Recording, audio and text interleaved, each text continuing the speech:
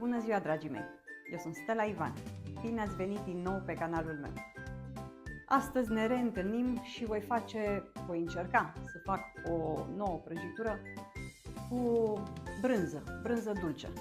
Mai degrabă cu ricota, pentru că dacă vă amintiți, cei care mă urmăriți mai de mult, noi avem o activitate în care facem brânză, ricotă și automat, având brânză dulce și anume ricota, o să fac o prăjitură cu ricota. Dragii mei, ca de obicei, vă rog să nu uitați să dați like, să faceți distribuția acestui video, să vadă cât mai multe persoane, să nu uitați să faceți comentarii, să vă abonați cei care nu v-ați abonat până acum, mi-ar fi de mare folos și e gratis. Să vă abonați, este gratis, nu costă absolut nimic. Acum vă invit împreună cu mine să vedeți despre ce este vorba și ce îmi trebuie mie pentru a face această prăjitură, de altfel foarte bună. Haideți cu mine! Acestea sunt ingredientele care îmi trebuiesc pentru pandișpanul acestei prăjituri. Nu va fi acel pandișpan foarte aerat, va fi cel un pic mai dens.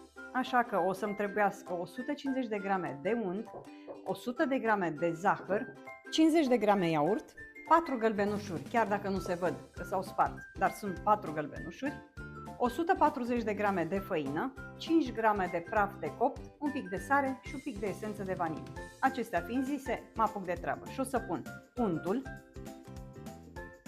Untul este la temperatura camerei, cu zahărul, sarea și o să mixez în prima fază aceste 3 ingrediente, după care o să pun gălbenușul, o să pun iaurtul, iar la final făina cu praful de copt.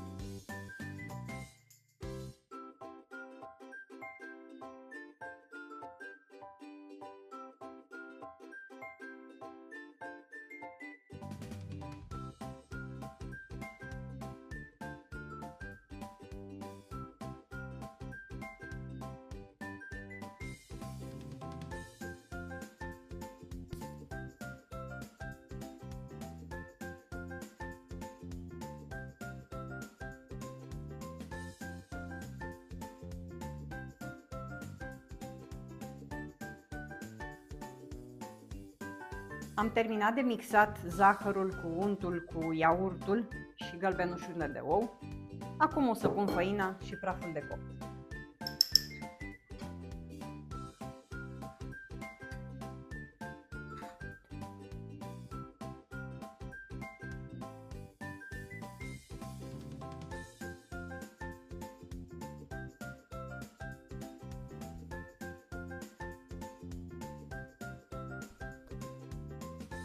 Așa arată aluatul meu. V-am spus, nu este acel aluat moale de pandișpan normal. Este un pic mai dens. Îl voi pune în tavă, tava mea de 20 pe 30.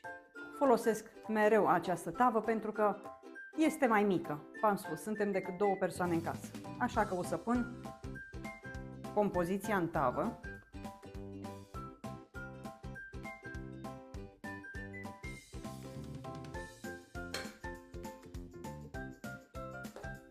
O să întind aluatul în tavă.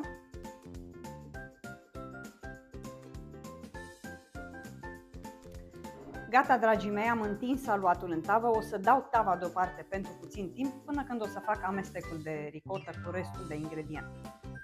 Aici am ingredientele pentru umplutură, să spun așa, și anume 650 de grame de ricota, 150 de grame de zahăr pudră, 60 de grame de amidon, 160 de grame de frișcă sau mililitri de frișcă, 3 albușuri, un vârf de cuțit de sare și un pic de esență de vanilie.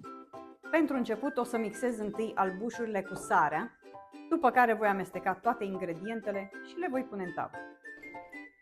Voi pune albușurile, sarea și voi mixa.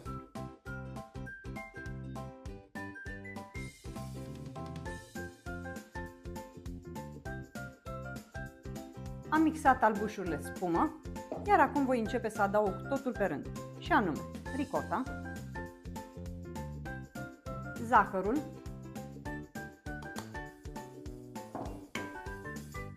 și voi amesteca un pic.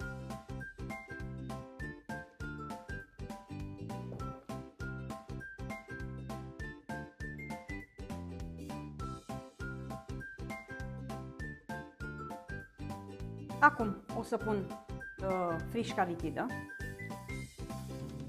o să amestec, să incorporez și frișca în compoziție.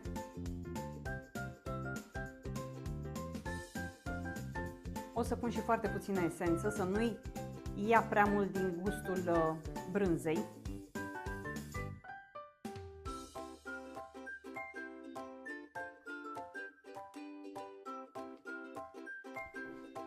Și o să pun și amidonul.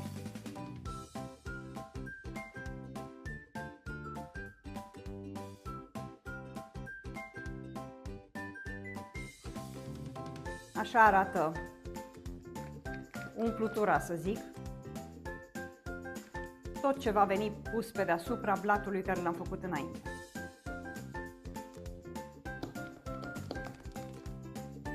Acum voi pune umplutura pe deasupra.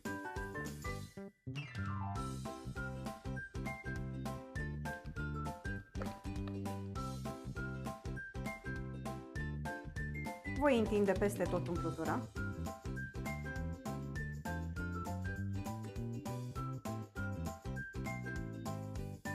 Iar acum aici am topit 100 de grame de ciocolată cu 120 de ml de frișcă. Le-am topit, le-am pus în acest sacapoș. O să tai sacapoșul la vârf și o să pun din loc în loc ciocolată în această brânză dulce.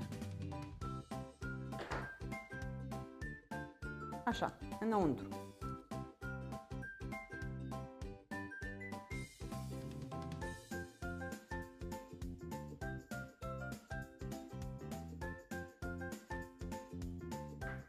Asta a fost tot. O să bag tava la cuptor pentru 50 de minute la 180 de grade, după care ne vedem cu continuarea rețetei. Foarte puțin vom mai avea. Voi mai pune niște nuci pe deasupra, o să vedeți. Foarte, foarte puțin. Ne vedem în câteva momente. Aici am 150 de grame de nuci, cu 80 de grame de zahăr și 120 de grame de unt topit. Când am băgat tava în cuptor, v-am spus că mai am un singur pas și anume să pun niște nuci pe deasupra.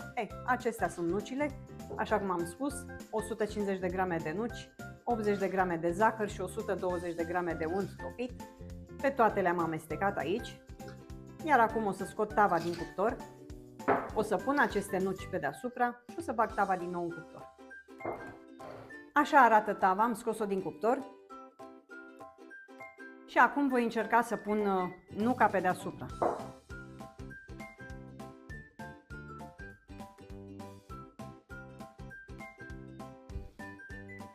Mă voi ajuta de mâini pentru că nuca cu untul este foarte lipicioasă și nu se poate întinde.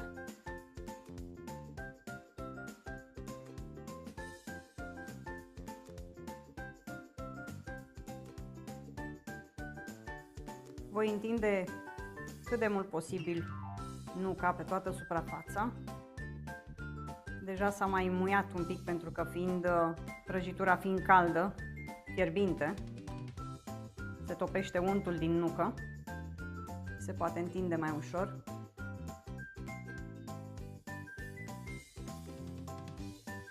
Eu am terminat de pus nuca pe deasupra, așa că o să bag la cuptor acum din nou pentru alte 10 minute. Ne vedem în câteva momente. Gata, dragii mei, așa arată prăjitura mea cu brânză. Acum o să o las să se răcească până când va fi complet răcită, pentru că doar așa se poate tăia. Dacă nu, se strică. Ar fi păcat. Așa că o să o las să se răcească, iar eu voi reveni cu prezentarea finală. Dragilor, asta a fost totul pe ziua de astăzi. Așa arată prăjitura mea cu brânză și nuci. Este extraordinar de bună. Se vede și ciocolata. Este nemaipomenit de bună. Așa cum spun uneori, o rețetă care merită încercată. Atât pe ziua de astăzi. Sper că v-a plăcut și această rețetă. Ați văzut și voi, am făcut o rețetă super ușoară, foarte bună, foarte, foarte bună, o rețetă care merită încercată. Acum nu pot decât să vă urez să aveți o zi minunată în continuare, sper să ne vedem cât mai curând posibil și până data viitoare, ca de obicei, rămas bun!